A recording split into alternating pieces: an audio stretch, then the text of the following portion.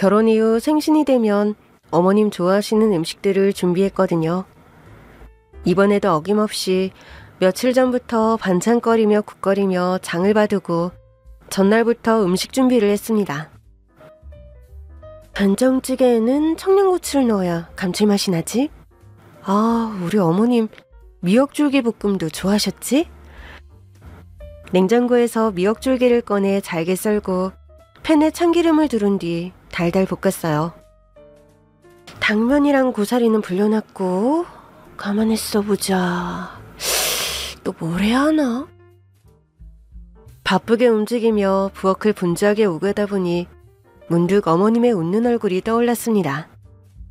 평소 말씀이 많으신 편은 아니지만 좋아하는 음식을 해가면 엄청 기뻐하시면서 마음을 표현하시곤 했거든요. 아유, 어쩜 이렇게 간을 딱 맞게 했니? 손이 야무져서 그런지 솜씨가 너무 좋구나. 생일 때마다 며느리한테 이런 대접을 받다니 내 복이지, 내 복이야. 그 말을 들을 때마다 괜히 뭉클해졌었어요. 그래서 매년 생신 때면 저는 꼭 이렇게 손수 반찬을 만들어가곤 했습니다. 이번엔 좀 더 신경 써서 갈비도 준비하고 겉절이도 새로 담갔어요. 어머님은 맵거나 짠 걸 별로 안 좋아하셔서 매번 간을 보고 또 봤습니다. 그런데 그러면서도 마음 한켠에는 어쩐지 걱정스러운 기분이 드는 거예요. 아침에 어머니께 전화를 드렸는데 받지 않으셨거든요. 왜 안 받으셨을까? 바쁘신 건가? 설마 몸이 안 좋으신 건 아니겠지? 전에는 이런 적이 거의 없었습니다. 전화를 못 받으셨더라도 나중에 꼭 다시 전화를 주셨거든요. 혹시라도 무슨 일이 있나 싶은 마음에 자꾸 불안해졌지만 일단은 음식을 다 준비해두는 게 우선이었습니다. 동서가 같이 있으니까 괜찮겠지? 출발 전에 동서한테 메시지 남겨놔야겠다. 사실 작년에 결혼한 시동생 부부가 시어머님과 합가를 해서 살고 있었거든요. 저는 그 결정이 참 대단하다고 생각했어요. 요즘 세상에 시댁이랑 합가를 한다는 게 말처럼 쉬운 일이 아닌데 동서도 참 보통 얘기는 아니더라고요. 어머님 댁은 예전에 아버님과 함께 사시던 전원주택이었고 꽤 넓긴 했지만 그 공간에서 시어머니와 동서가 같이 산다는 게 얼마나 조심스러울지 잘 상상이 가지 않았습니다. 큰 며느리로서 저도 어머님께 잘하는 편이었지만 한 집에서 같이 사는 건 좀 다른 문제잖아요. 결혼 이후 어머님과 갈등 한 번 없이 잘 지낸 것도 적당히 선을 지켰기 때문이라고 생각했거든요. 물론 시동생 부부가 어머님 댁에서 합가를 하게 된 이유가 있었습니다. 사실 시동생이 결혼할 당시엔 경제적으로 여유가 있는 편이 아니었거든요. 사회생활을 시작한 지 얼마 안 됐기 때문에 결혼 준비도 빠듯한 상황이었는데 상상도 못한 제안을 먼저 한 건 동서였다고 했습니다. 그럼 돈이 모일 때까지만이라도 어머님과 함께 사는 건 어때? 우리 결혼해서 따로 살면 그 큰 집에 어머님 혼자 계시는 것도 외롭고 허전할 것 같은데. 나는 정말 괜찮아. 당신이랑 어머니만 좋다고 하면 나 정말 괜찮아? 정말이야? 돈 모을 때까지 엄마랑 같이 살아도 괜찮겠어? 그렇다니까. 엄마랑 상의해볼게. 고마워. 그 얘기를 들었을 땐 솔직히 조금 놀라웠어요. 물론 동서가 활달한 성격이긴 했지만 그렇다고 이런 결정을 선뜻할 수 있는 건 아니니까요. 이런저런 생각을 하며 마지막 반찬통을 넣고 봉투를 확인했습니다. 어머님께 드릴 용돈 봉투를 미리 준비해뒀거든요. 저희는 친정엄마와 시어머님 생신 때마다 각각 50만 원씩 드리고 있었는데 부부끼리 합의한 내용이었습니다. 그렇게 음식 준비를 마무리하고 나니 어느새 시계가 11시를 가리키고 있었어요. 자동차에 반찬통과 과일을 모두 옮겨 담은 뒤 어머님 댁으로 출발을 했습니다. 시댁 마당에 들어서니 예전보다 더 깔끔해진 화단이 눈에 들어왔어요. 동서가 살림을 시작하면서 화단 정리도 깔끔하게 했다고 들었거든요. 그때 동서가 밝은 얼굴로 웃으며 다가왔습니다. 어머, 형님, 오셨어요? 일찍 오셨네요? 동서, 잘 지냈어? 아침에 음식한 거 얼른 가져오려고. 어머님은 안에 계셔? 네, 방에 계세요. 세상에나, 형님이 음식 직접 준비하신 거예요? 그럼, 어머님 생신인데 빈손으로 올 순 없잖아. 어머님 좋아하시는 거 위주로 준비했어. 정말 어머님 정성스럽게 챙기시는 건 형님밖에 없네요. 저는 감히 흉내도 못 내겠어요. 무슨 소리야. 동서는 같이 살잖아. 평소에 더 잘 챙기고 있으면서. 저는 미소를 지으며 동서와 함께 집 안으로 들어섰습니다. 실내는 군더더기 없이 정돈되어 있었고 동서와 함께 부엌으로 가서 반찬을 정리했습니다. 미역줄기 볶음이랑 겉절이, 잡채, 갈비 해왔어. 와, 진짜 대단하세요. 이 많은 걸 손수 하신 거예요? 그럼 생신인데 특별하게 해드려야지. 그냥 결혼하고 처음 어머님 생신 때 좋아하시는 반찬으로 생신상을 차려드렸는데 좋아하시더라고. 그래서 그때부터 매년 그렇게 하고 있어. 저도 국이랑 조림은 좀 해놨어요. 근데 형님 것까지 합치면 생신상이 진짜 푸짐하겠어요. 어머님이 좋아하셨으면 좋겠다. 그럼요. 어머님이 제일 좋아하시잖아요. 형님 음식. 그때 안쪽 방에서 조용히 문 여는 소리가 들렸고 어머님이 나오셨습니다. 어머, 아유, 그네 왔구나. 이렇게 일찍. 아유, 저 고생했겠네. 어머니, 생신 축하드려요. 음식 몇 가지 해왔어요. 저 맛있게 드셔야 해요. 아이고, 매번 이렇게 정성껏. 고맙다. 정말 고마워. 어머니, 형님이 정성스레 음식 싸우셨어요. 그래. 잘 먹을게. 어머님, 잡채는 좀 싱거울 수 있어요. 나중에 다시 볶을 때 간장 조금 더 넣으셔도 돼요. 아니야. 간이 딱 좋아.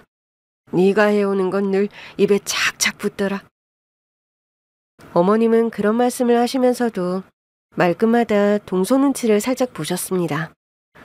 제가 준비한 음식이 부담이 되시는 건가 싶었지만 예전엔 생신날을 기다리셨을 정도였는데 그날은 뭔가 이상했습니다.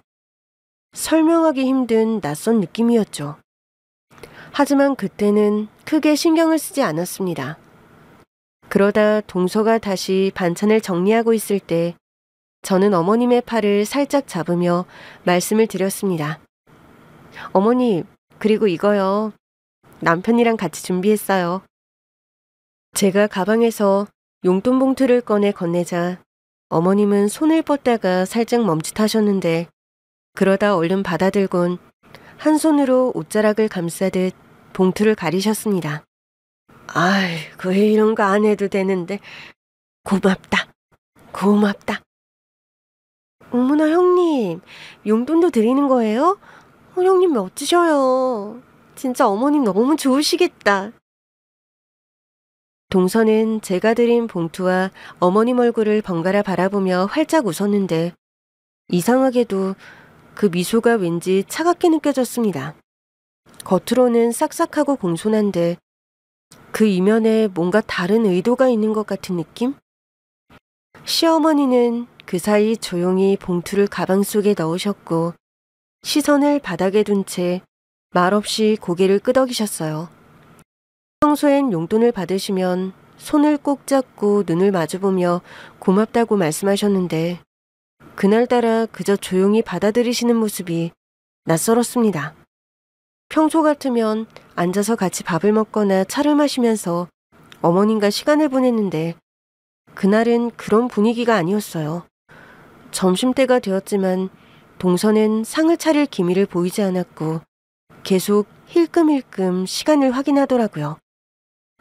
어머님, 점심 식사는 하셨어요? 그게 아직. 어머님 점심 드셨잖아요. 형님 오기 전에 시장하시다고 해서 제가 간단히 차려드렸는데. 어머나, 우리 어머니 왜 그러시지? 그래, 맞다. 둘째 말이 맞아. 내가 큰애 넣기 전에 점심을 먹었어. 일찍. 아유, 내 정신 좀 봐라. 내 요새 이런다. 자꾸 깜빡깜빡해. 그러실 수도 있죠. 드셨으면 됐어요. 그래. 아무튼 큰애야.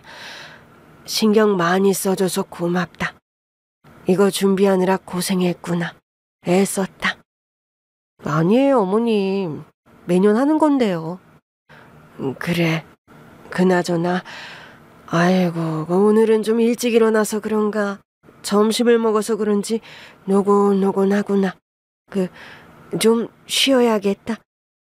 피곤하셔요, 어머님? 그럼 쉬셔야죠. 어머님 피곤하신가 보다. 형님, 그럼 이제 가실 거예요?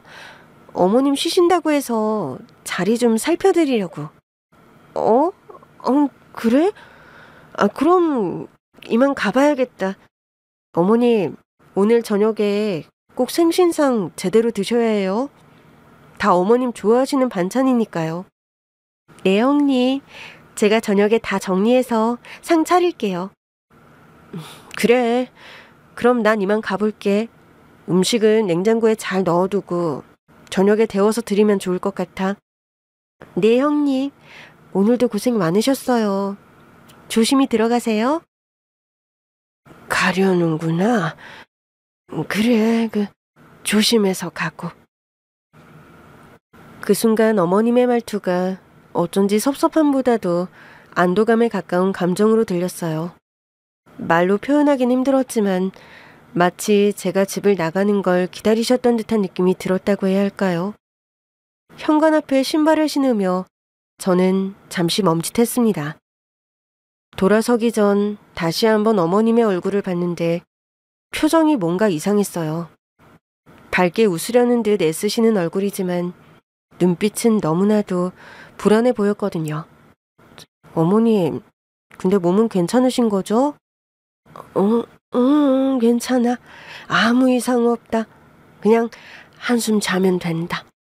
괜한 걱정 말고 얼른 들어가서 쉬어라. 형님, 제가 알아서 할게요. 집에 가셔서 푹 쉬세요. 어머님이 낮잠 주무시면 한결 나아지실 거예요. 그래, 알았어. 이만 가볼게. 어머님 쉬세요. 그렇게 어머님 댁을 나온 뒤 차에 타서 시동을 걸었지만 기분은 영 개운하지 않았습니다. 백미러로 본 시댁 대문이 어쩐지 낯설게 느껴졌고 창문에 비친 제 얼굴도 어딘가 얼떨떨했거든요. 무언가 이상했습니다. 예전 같지 않았어요. 아무리 생각해도 시어머니의 그 눈빛, 표정, 말투, 동서의 과한 친절함까지 전부 하나같이 어색했거든요. 하지만 일단 음식과 용돈은 다 전달했고 할 일은 했다는 마음으로 천천히 차를 출발시켰습니다. 마음 깊은 곳에 뭔가 껄끄러운 기운이 남아있었지만 애써 무시하려 했어요. 그렇게 집으로 향하던 차 안, 라디오에서 흘러나오는 노래는 귀에 들어오지 않았고 손끝에서 느껴지는 핸들 촉감마저 생소하게 느껴졌습니다.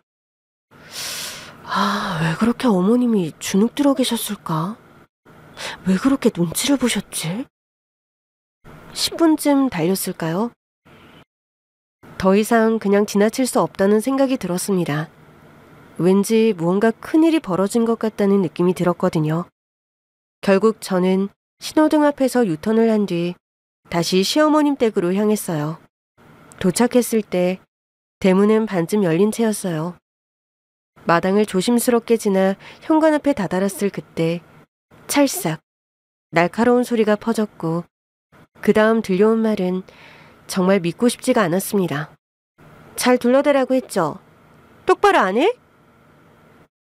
그 목소리는 분명 동서의 목소리였습니다. 화가 끝까지 난 분노가 뒤섞인 외침.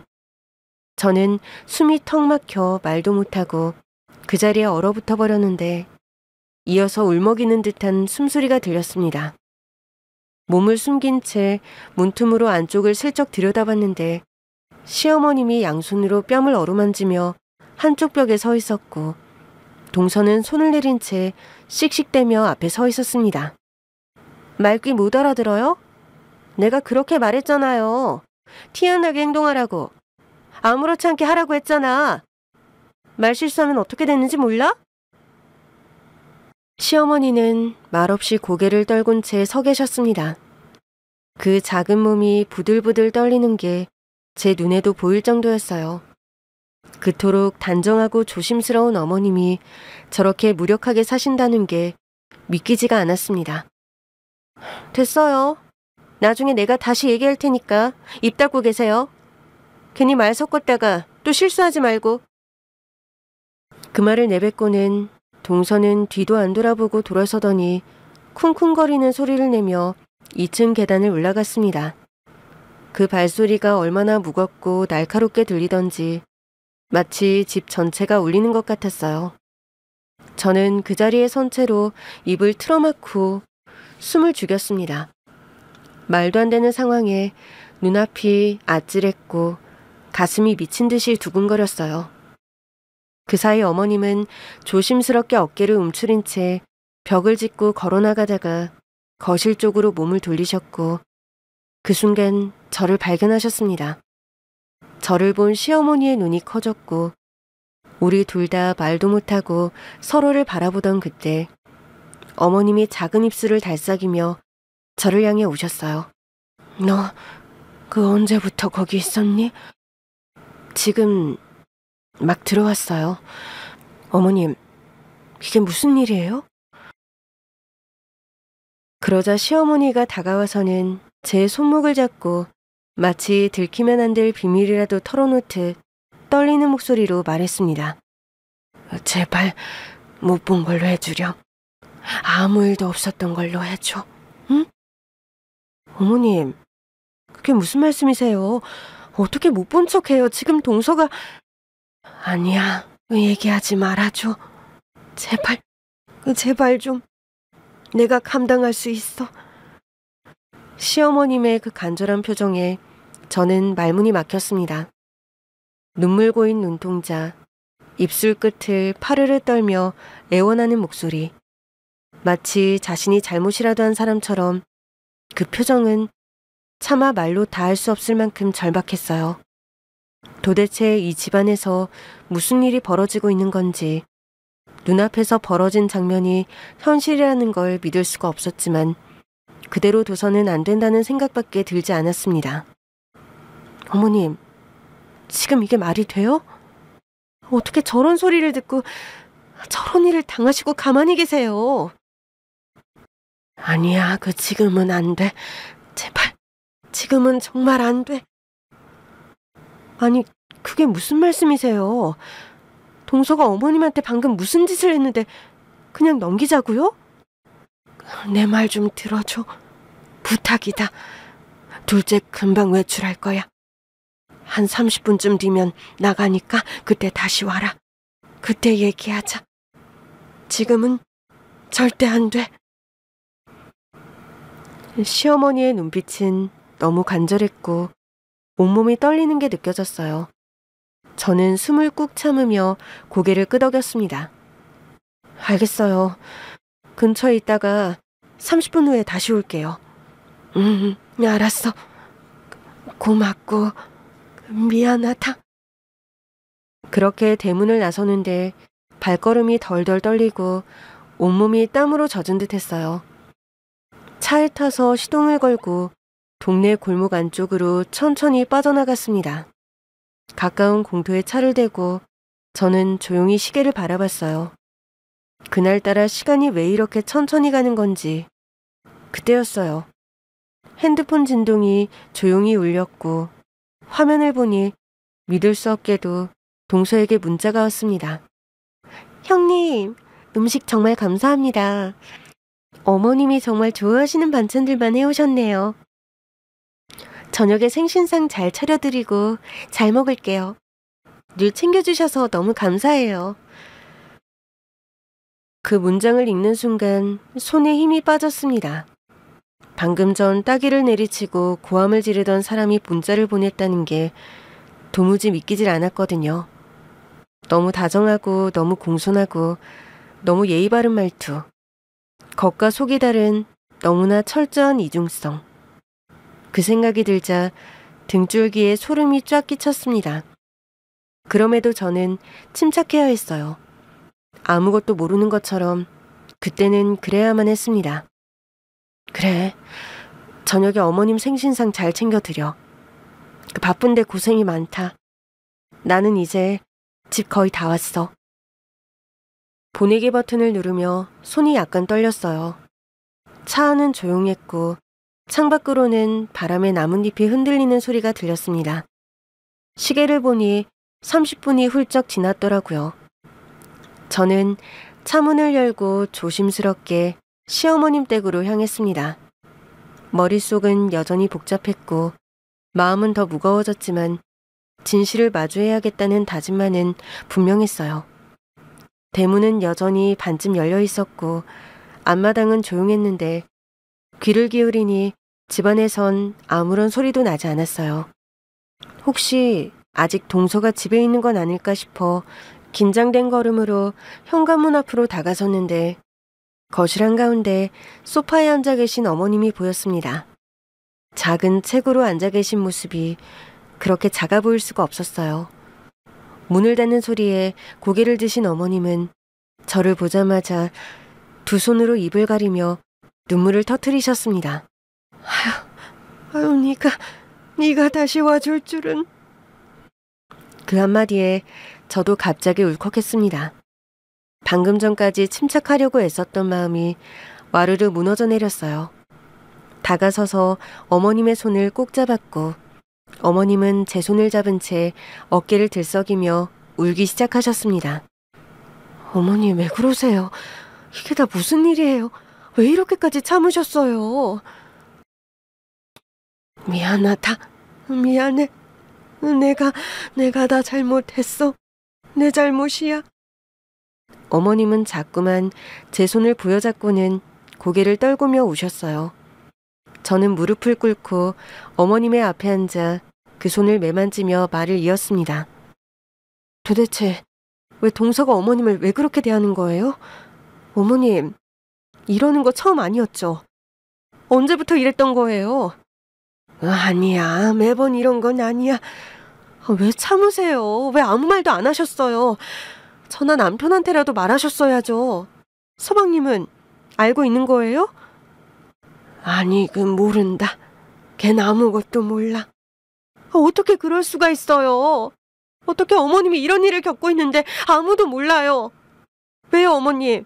왜 이렇게까지 참으시는 거예요? 다 내 죄야. 내가 잘못했어. 그 말에 다시 눈물을 참을 수가 없었습니다. 눈에서 눈물이 주르륵 흘러내렸고 저는 어머님의 무릎에 얼굴을 묻은 채로 엉엉 울어버렸어요. 아무것도 모르던 제가 너무도 부끄러웠고 그동안 어머님이 혼자 얼마나 힘드셨을지 생각하니 가슴이 찢어질 듯 아팠습니다. 아니에요, 어머님. 어머님 잘못이 아니에요. 그런 말 하지 마세요. 지금까지 얼마나 힘드셨을까요? 너무 마음이 아파요. 왜 이런 일이, 왜? 말하지 못했어. 내가 니들한테 말할 수가 없었어. 무슨 낯으로? 무슨 일이 있었던 간에 이건 아니에요. 저렇게까지 어머님을 대하는 건 용서할 수 없어요. 저는 그냥 넘어갈 수가 없어요, 어머님. 어머님은 눈물을 훔치며 고개를 저으셨는데 그 눈빛엔 말로 다 하지 못할 복잡한 감정이 담겨 있었습니다. 두려움, 미안함, 그리고 뭔가 오래된 비밀이 얽힌 듯한 복합적인 감정이었어요. 그네 네가 다 보고 말았으니 어떻게 할 수가 없구나. 네, 어머님. 제발 말해주세요. 저도 알아야 해요. 그 말에 어머님은 고개를 떨구고 깊은 한숨을 내쉬셨습니다. 마치 마음속 깊은 무언가를 꺼낼 준비를 하고 계신 듯 오래도록 침묵이 흘렀고 저는 그 침묵의 무게를 온몸으로 느껴야만 했습니다. 내가 너무 오래 감춰왔어. 이제는 말해야 하는데 어디서부터 어떻게 말을 꺼내야 할지를 모르겠다. 어머님, 괜찮아요. 천천히 말씀하세요. 저 다 들을 준비 됐어요. 어머님은 천천히 고개를 들더니 붉어진 눈으로 절 바라보셨어요. 그리고는 입술을 꾹 다문 채 한참을 망설이시다 아주 조심스럽게 입을 여셨습니다. 네 동서 말이야. 그 애는 내 딸이다. 순간 저는 눈을 크게 떴습니다. 숨이 턱 막히는 듯한 느낌에 입이 저절로 벌어졌고 그대로 말문이 막혀버렸어요. 제 귀를 의심할 정도로 상상도 못한 말이었거든요. 네? 지금 뭐라고 하셨어요, 어머님? 내 딸이야. 아주 오래전에 내가 낳은 딸이란다. 무슨 말씀이세요, 그게? 말도 안 돼. 어머님, 말이 안 되잖아요. 미안해. 그래도 이젠 말해야 할 것 같아서. 아니요, 그 말이 안 돼요. 그럼 동서랑 서방님이 남매라는 거예요? 같은 어머니한테서 태어난? 어머님, 지금 농담하시는 거 아니죠? 왜 그런 말을 하세요? 그게 진짜라면 어떻게 서방님이랑 동서가 결혼을 해요? 어떻게, 이건 말이 안 되잖아요. 충격과 혼란, 분노가 한꺼번에 밀려와 말을 잇지 못했어요. 어머님이 고개를 떨군 채 아무 말도 하지 않으시자 더 큰 혼란이 저를 덮쳐왔습니다. 도무지 이해할 수 없는 상황. 제가 아는 이성과 상식이 송두리째 뒤바뀌는 듯한 기분이었어요. 내가 잘못했어. 모두 다 내 죄야. 아니에요. 그냥은 못 넘어가요. 설명해 주세요. 그게 무슨 뜻이에요? 어떻게 동서가 어머님의 딸이라는 거예요? 어머님은 손등으로 눈가를 훔치며 고개를 떨궜고 저는 그 옆에 앉아 조용히 그 모습을 바라봤어요. 억장이 무너지는 기분이었습니다. 하지만 분명한 건 단 하나였어요. 그동안 어머님이 홀로 견뎌온 시간이 생각보다 훨씬 더 깊고 어두웠다는 것. 어머님은 두 손을 무릎 위에 가지런히 올려놓고 마치 오래전으로 돌아간 듯한 눈빛으로 천천히 이야기를 시작하셨습니다. 사실은 말이지. 나는 너희 시아버지를 만나기 전까지 결혼을 한 적이 없었어. 내 인생에서 처음이자 마지막으로 사랑했던 사람이 돌아가신 너희 시아버지였다.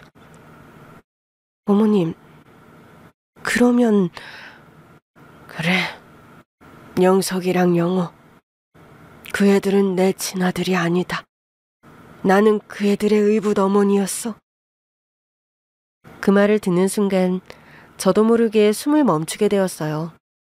제가 지금까지 알고 있던 가족의 형태가 조금씩 흐트러지고 있다는 생각이 들었거든요. 어머님은 무겁게 이어서 말씀하셨습니다. 네 남편 영석이가 그땐 초등학생이었고 영호는 유치원 다니던 때였지. 그 애들의 친엄마는 아주 좋은 분이셨다고 들었어.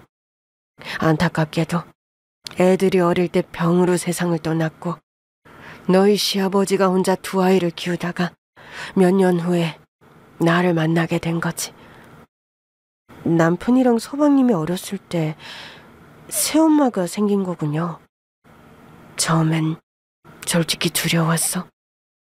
내가 무슨 자격으로 아이들 곁에 가나 싶었지.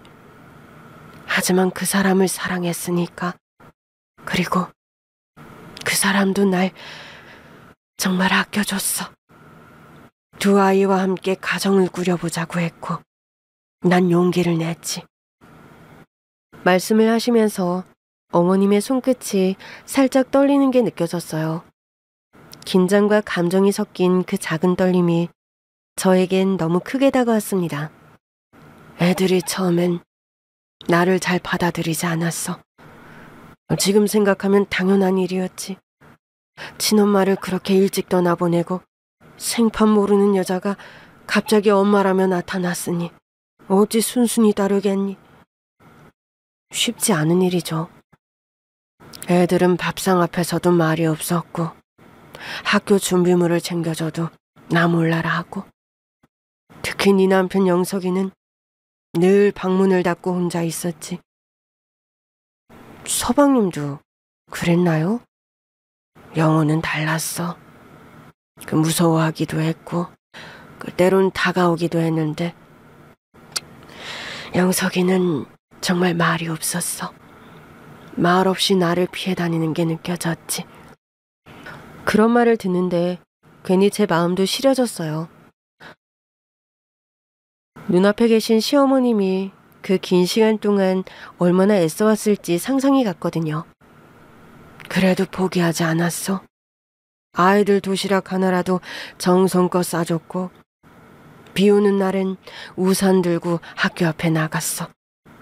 애들이 아프기라도 하면 밤새 곁을 지켰고, 그러다 보니 조금씩, 아주 조금씩 마음을 열더라고. 그러다 어느 날 영석이가 나한테 그러더라. 고맙다고. 그리고 이제 엄마라고 부를게요 라고. 그 말을 들었을 때 내가 얼마나 울었는지 몰라. 그 말을 하는 어머님의 눈가가 다시 촉촉해지셨습니다. 어머님, 정말 대단하세요. 쉽지 않은 길이었을 텐데. 아니야, 나는 그냥 사랑했을 뿐이야. 그 사람도 아이들도. 그러다 보니 여기까지 온 거지. 남편과 시동생은 어머님을 진짜 친어머니처럼 여기게 되었고, 남들에게 굳이 알릴 필요가 없다고 결정을 했다고 했습니다. 영석이랑 영호는 날 엄마로 받아들였고, 그래서 의붓 어머니라는 단어는 우리 가족 내에서 굳이 일부러 입에 올리지 않았지. 그러다 시간이 흘렀고 남편과 제가 결혼하기 몇 년 전 시아버지가 세상을 떠나셨다고 했습니다. 때문에 저도 시아버지를 사진으로밖에 뵌 적이 없었어요. 남편은 저와 결혼을 한 뒤 집을 떠나게 되었고, 아버님과 살던 그 집에는 어머님과 서방님만 살게 된 거였어요.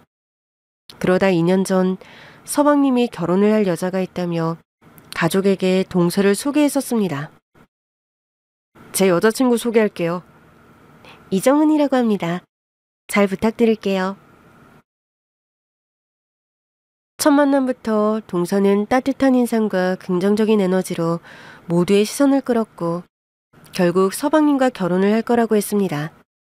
어머님도 저도 남편도 모두 동서를 가족으로서 따뜻하게 환영했어요. 그런데 서방님이 결혼을 하려고 마음먹었던 그 시기, 서방님의 경제 상황이 여유로운 편이 아니었어요. 공부를 오래 하다가 뒤늦게 연구소에 취직을 했기 때문에 모아둔 돈이 많이 없었거든요. 사실 그때는 네 시동생이 막 취직한 상황이었잖니. 그 모아놓은 돈도 별로 없었고 결혼 준비할 여력도 부족했지. 맞아요. 남편이 걱정 많이 했었던 것 같아요. 그래서 사실 내가 그때 이 집을 팔 생각까지 했었다. 너희 아버지랑 한평생 살던 집이었지만 이 집을 팔아서 작은 데로 이사 가고 그 돈으로 작은 애들 시작하는 살림에 보태주려고 했었지. 어머님이 그렇게까지 마음을 쓰셨다니. 영호가 막내라 그런지 더 마음이 쓰이는 거야. 친엄마를 잃었을 때도 무척 어렸고 내 눈에는 그저 애 같기만 한데 언제 커서 결혼을 하겠다고 하는지. 참, 세월이 빠르지. 아무튼 이 집을 팔고 작은 집으로 옮기면 애들한테 보태줄 수 있겠다 생각하고 말을 했는데 너희 동서가 갑자기 그러더라. 어머님, 그 집은 아버님이랑 지내신 소중한 집인데 절대 파시면 안 돼요 라고. 동서가 그랬군요.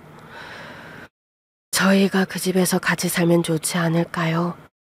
어머님 혼자 계시는 것도 걱정되고 저희가 돈을 모을 때까지만이라도요. 그렇게 말을 꺼내는데 그때 내가 그 말이 얼마나 고맙고 감동스러웠는지 몰라. 그때는 어머님도 아무것도 모르셨잖아요. 그렇지. 그리고 나도 그 말에 마음이 기운 거지. 아버지랑 지낸 이 집 나도 떠나기 싫었거든. 마음 한켠이 허전했으니까. 그 당시 동서의 말은 아주 설득력 있었고 가족을 생각하는 마음에서 비롯된 것처럼 느껴졌습니다. 저희 부부도 그 제안에 크게 반대하지 않았고 그렇게 시동생 부부는 결혼 후 시댁에서 어머님과 함께 살게 된 거였어요. 그때 동서가 그랬어요. 오히려 좋다고. 어머님이랑 같이 살면 서로 외롭지 않다고요. 그래, 나도 그 말을 듣고 얼마나 마음이 놓였는지 몰라. 참 복받은 줄 알았어. 요즘 세상이 그런 며느리를 맞이했으니. 저도 동서를 좋게 봤어요. 어머니께 예의 바르고 살가운 모습이 보기 좋았거든요. 그런데 어머님은 말을 멈추시고 고개를 떨구셨어요. 눈빛이 흔들리기 시작했고 입술이 바짝 마른 듯 하셨습니다. 그런데요, 어머님? 알고 보니 그게 다 계획된 거였어. 네? 다 계획적이었다고요? 그 애는 처음부터 이 집에 들어올 생각이었던 거야. 그게 목적이었어. 그 말을 듣는 순간 머리가 멍해졌습니다. 따뜻한 마음으로 시작된 학가가 사실은 의도된 접근이었다니요. 그 말이 도무지 믿기지가 않았어요. 어머님, 정말이에요? 동서가 처음부터요? 그래. 그리고 그 이유는 네가 모르는 내 과거 때문이다. 어머님은 고개를 숙인 채 한참을 침묵하셨어요. 말문이 막힌 듯 손등으로 눈가를 훔치고 나서야 겨우 입을 여셨습니다. 아주 오래전 일이야. 네 시아버지를 만나기 훨씬 전. 내가 21였나? 저는 아무 말도 하지 못한 채 어머님의 눈빛을 바라봤는데 그 눈동자 안엔 오래 묻어둔 사연이 가득 들어있는 듯 보였습니다. 그때 내가 한 남자를 만났어. 철이 없었지. 누가 봐도 책임감이라고는 없던 남자였는데 나는 사랑이라고 믿었어. 어머님, 그러다 그 사람이 아이를 갖게 됐어. 그런데 그 남자는 내가 아기를 가졌다는 소식을 듣자마자 나를 떠나버렸다. 흔적도 없이 사라졌지. 연락도 편지도 없었고 나는 그저 하루하루가 막막했어. 그 말을 듣는 순간 제 가슴도 꽉 막혀오는 듯 했어요. 어머님이 그렇게 어린 나이에 아이를 품고 혼자 버텼다니. 상상만 해도 눈물이 났습니다. 집에선 난리가 났지. 당장 결정하라고. 애 아빠도 없이 애를 낳아서는 안 된다고. 그 애를 어떻게 키우겠냐고. 집안 망신이라며 날 몰아세웠어. 그런데도 어머님은 아이를 낳으셨군요. 그래, 그게 내 뱃속에 있던 생명이잖니. 어떻게 그럴 수가 있겠니? 어떻게 흔적 없이 떠나보낼 수가 있겠어? 고민을 하던 나는 우리 아버지 어머니 몰래 집을 나갔어. 도움 몇 푼 챙긴 거 말고 내가 가진 거라고는 몸뚱이 하나뿐이었지. 어머님, 어떻게 그 상황에서 친구 집에서 머물며 식당 허드렛 일도 하고 빨래도 하고 그러면서 그 아이를 낳았어. 작은 방 한 칸 얻어서 거기서 애기 재우고 젖을 먹이고 울면 안아주고 나름 행복했어. 정말 그 시간이 길지 않았지만 나는 정말 행복했거든. 어머님의 손이 덜덜 떨리는 걸 보고 저는 조심스럽게 그 손을 잡아드렸습니다. 그 눈빛엔 후회가 아닌 오직 그리움만이 담겨 있었어요. 그렇게 힘들었지만 애지중지 딸을 돌보고 키우던 어느 날 우리 부모님이 날 찾아내고야 말았어. 문을 박차고 들어와선 나를 끌어냈지. 어머님, 소리도 못 질렀어. 아기가 놀랄까봐. 그냥 얼어붙은 채로 아버지 손에 이끌려 나왔어. 발버둥도 못 쳤지. 시어머님의 눈물이 다시 볼을 타고 흘러내렸고 저도 모르게 목이 메어서 말을 잇지 못했습니다. 그리고 내 딸을 데려가더니 구어원에 보냈다고 했어. 나는 집에 묶인 채로 방 안에 갇혀 있었고 아무것도 할 수가 없었다. 우리 아버지랑 어머니는 정말 그 애를 구어원에 보냈던 모양이야. 몇 달간은 제정신이 아니었지. 나도 어디다 그 애를 보냈느냐고 울며불며 매달렸지만 아무도 알려주지 않았거든. 그러다 2년이 훨씬 지나 너희 시아버지를 만나게 된 거야. 부모님이 정한 혼처였어. 그럼 딸을 그렇게 잃으신 거예요? 그래, 내 품에서 아무 말도 못하고 보내야 했어. 아직도 눈을 감으면 그때 그 아이가 마지막으로 잠든 얼굴만 떠올라. 내 얼굴을 보고 꼭 쥐던 손 아직도 생생해. 어머님, 너무 가슴이 아파요. 그래서 그랬나 보다. 어쩐지 영호가 결혼하겠다는 아가씨를 데려왔을 때, 네 동서를 처음 봤을 때 어쩐지 낯이 익었거든. 설마 그런 일이 있겠느냐 상상도 하지 않았는데 결국 나중에 알게 된 거야. 그 애가 내 딸이라는 걸. 그 순간 말로 표현할 수 없는 충격과 슬픔이 한꺼번에 밀려왔습니다. 그렇게 오래도록 가슴에 묻어뒀던 자식을 며느리로 다시 만나게 되었다는 그 현실이 얼마나 잔인하고 기이한 운명이었던 건지요. 시어머니는 한참을 침묵하신 뒤 떨리는 손으로 무릎을 감싸며 말을 이으셨어요. 그날 그 아이를 고아원에 맡긴다고 했을 때 내 품에 늘 가지고 다니던 손거울이 있었거든. 작고 낡은 거울이었는데 그걸 같이 보냈어. 혹시라도 나중에 아이가 기억을 해낼 수 있을까 싶어서.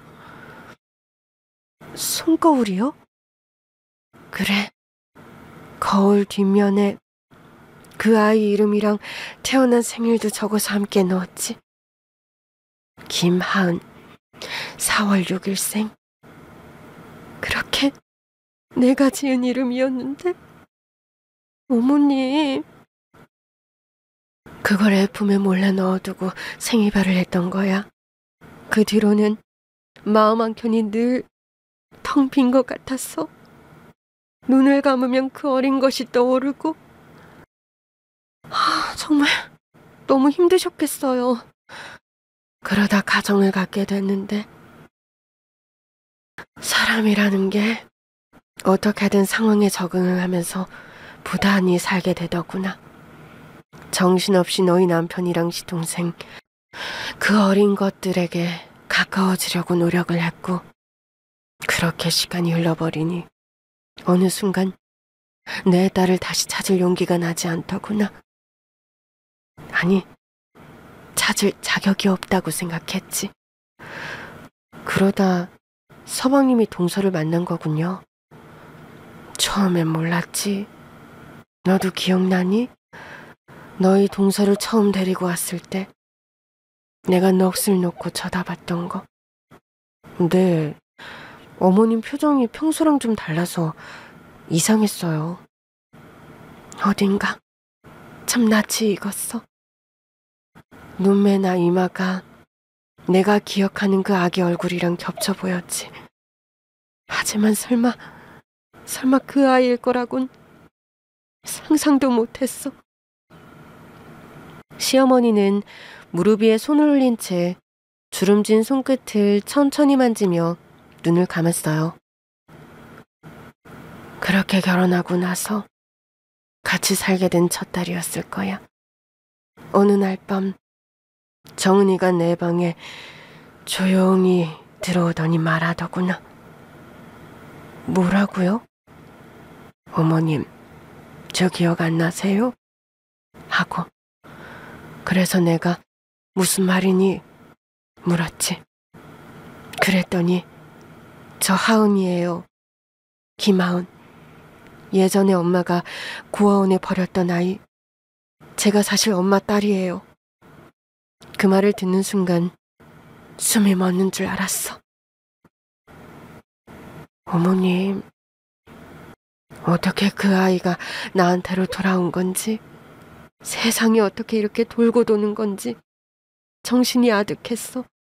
그 손거울도 가지고 있었더라.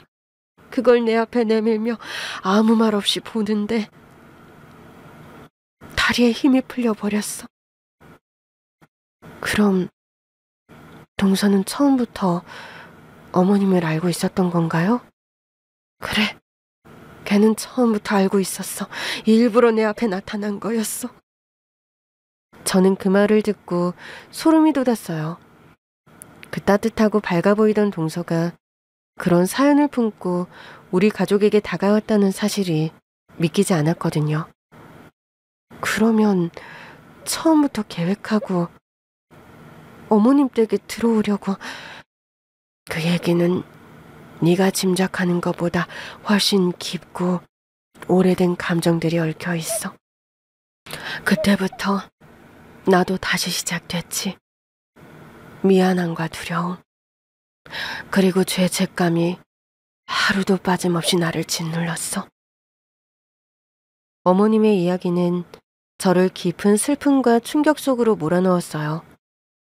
그렇게 오래 품고 있었던 비밀, 그리고 자신을 버린 어머니에 대한 원망을 간직한 채 동서는 우리 가족 안으로 들어왔던 거였죠. 걔는 나를 용서하지 않았어. 처음부터 끝까지 날 원망했지. 평생 버림받았다고 생각한 마음, 얼굴도 모르는 엄마를 상상하며 감정을 쌓아온 거야. 어머님, 동서는 왜 그런 걸 아무한테도 말하지 않고 혼자. 그 누구에게도 말하지 마세요. 당신이 어떤 사람인지, 그걸 밝힐지 말지 결정권은 나한테 있어요. 라고 하더구나. 그리고는 같이 살기 시작하면서 나를 올가매기 시작했어. 어머님, 그런 거 혼자 감당하시면 안 되는 거잖아요. 왜 말씀 안 하셨어요? 그게 내가 그 아이한테 해줄 수 있는 유일한 속죄라고 생각했어. 무슨 말을 해도 무슨 행동을 해도 그냥 다 받아들였어. 미안하다는 말밖에 할 수 있는 게 없었거든. 그날 이후 저는 며칠 밤을 제대로 자지 못했어요. 시어머님이 받았던 고통, 그리고 동서가 안고 살아온 상처가 머릿속을 떠나지 않았기 때문이에요. 그대로는 도저히 지나칠 수 없었죠. 결국 저는 남편에게 이 모든 사실을 털어놨어요. 처음엔 믿지 못하고 말을 잃은 남편도 어머님의 고백을 듣고 난 뒤엔 깊은 충격을 받았습니다. 그게 진짜야?